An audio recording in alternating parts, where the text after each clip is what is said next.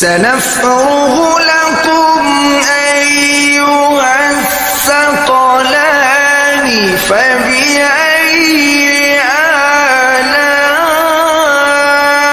آلاء ربكما